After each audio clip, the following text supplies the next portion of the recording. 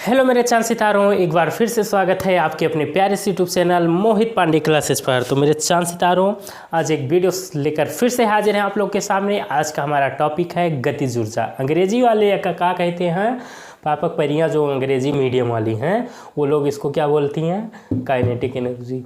तो आज हम लोग पढ़ने वाले हैं काइनेटिक एनर्जी, इसका डेरिवेशन भी करेंगे, मज़ा आने वाला है। तो चलिए आ जाइए। गतिज ऊर्जा, गतिज ऊर्जा क्या है, जैसा कि नाम से ही इसके पता चल जाता है। गतिज मतलब क्या, गति ऊर्जा, गति के कारण ऊर्जा। मतलब अगर कोई गतिमान है, कोई वस्तु अगर गति कर रही है तो उस गतिमान वस्तु के द्वारा जो ऊर्जा उत्पन्न हो रही है उसको हम लोग गतिज ऊर्जा कहते हैं। कोई रटने की आवश्यकता है कोई नहीं। अगर कोई गतिमान वस्तु है तो उस गतिमान वस्तु के द्वारा जो ऊर्जा उत्पन्न हो रही है हम उसको गतिज ऊर्जा कहेंगे प्यारे। तो वही परिभाषा लिखी है, किसी वस्तु की गति के कारण उत्पन्न ऊर्जा को गतिज ऊर्जा कहते हैं। तो चलिए अब इसका हम लोग डेरिवेशन करते हैं बहुत मज़ेदार तरीके से।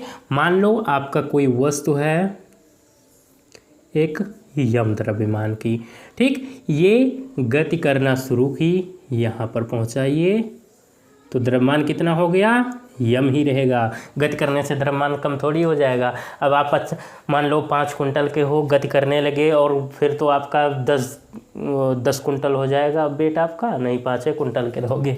चलिए देखो, अब ये कितना गति किया इसने, विस्थापन कितना हुआ, मान लीजिए एस, यहाँ से यहाँ तक, ठीक है। और इसका वेग कितना था, प्रारंभिक वेग यू वेग से, ठीक। ये क्या थी, स्थिर थी, स्थिर अवस्था में, मतलब इसका प्रारंभिक वेग u 0 था। फिर ये इसका वेग कितना हो गया, इसका वेग v हो गया, ठीक है। तो अब देखिए, कोई m द्रव्यमान की वस्तु थी, वो u वेग से चलना शुरू की और कुछ समय बाद उसका अंतिम वेग v हो गया, ठीक है। उसने s विस्थापन, s मतलब टोटल कितना, s इतनी दूरी तय की। तो अब हम यहाँ पर करेंगे क्या, वो देखिएगा। चूँकि क्या होता है, हम जानते हैं कि W इक्वल टू कार्य बराबर बल गुणे विस्थापन। विस्थापन यहाँ पर S हो रहा है, ठीक। अब एक बात हम और जानते हैं, क्या, ये जो बल है वो यहाँ पर m द्रव्यमान की वस्तु है, वो वस्तु के लिए है, ठीक है। तो यहाँ पर हम m/s यूज कर रहे हैं, इसलिए इसका नाम दे दो समीकरण नंबर 1।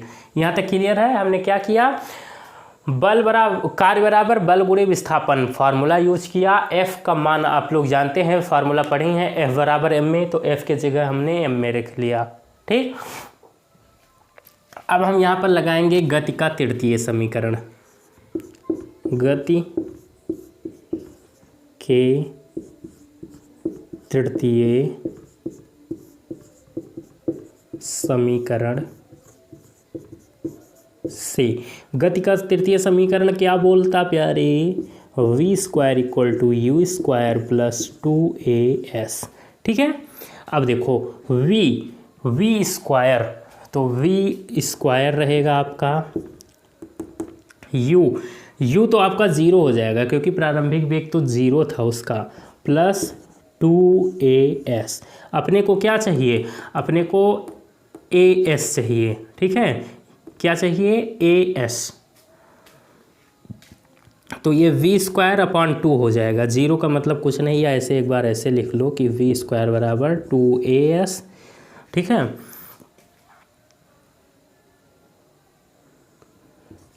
तो v²/2a, ये s का मान है, ठीक। चाहे आप 2as का, चाहे आप as का, चाहे s का, कोई भी मान रखो। अभी वो अगर डायरेक्ट इसका मान रखोगे तो a कैंसिल हो जाएगा, कोई दिक्कत नहीं है। जैसा करना चाहो वैसा करो। अब क्या करेंगे, समीकरण 1 में s का मान रखने पर, समीकरण 1 में s का मान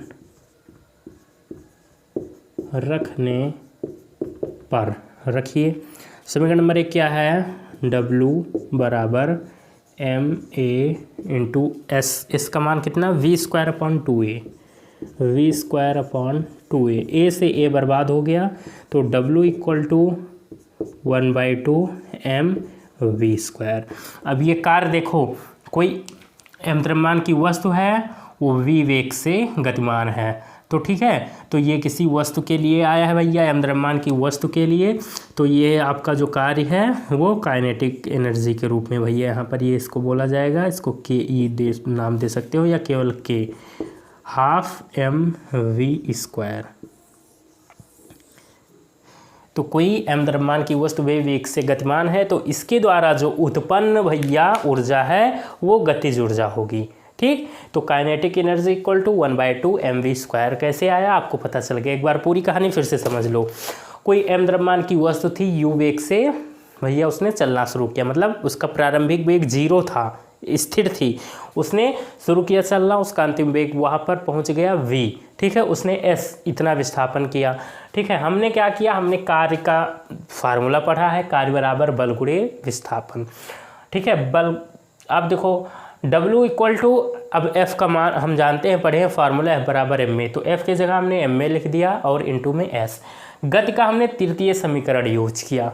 ठीक है, क्योंकि तृतीय समीकरण में हमें a s दोनों मिल रहा है। ठीक है, और समय का तो हमें लेना देना नहीं है। और पहले समीकरण दूसरे समीकरण में हमें t समय मिल रहा है, तो समय से तो हमें कोई मतलब नहीं है, इसलिए हम यहाँ पर तृतीय समीकरण यूज कर रहे हैं। तो v² = u² + 2as, ये तृतीय समीकरण होता है। अब देखिए v क्या है, अंतिम वेग, तो अंतिम वेग v² हमने रखा, और u प्रारंभिक वेग, प्रारंभ में वस्तु स्थिर तो थी तो उसका प्रारंभिक वेग 0 था, इसलिए हमने u की वैल्यू 0 रख दी। 0 का स्क्वायर करो, कुछ भी करो, वो 0 ही होता है, 0 तो 0 ही रहेगा।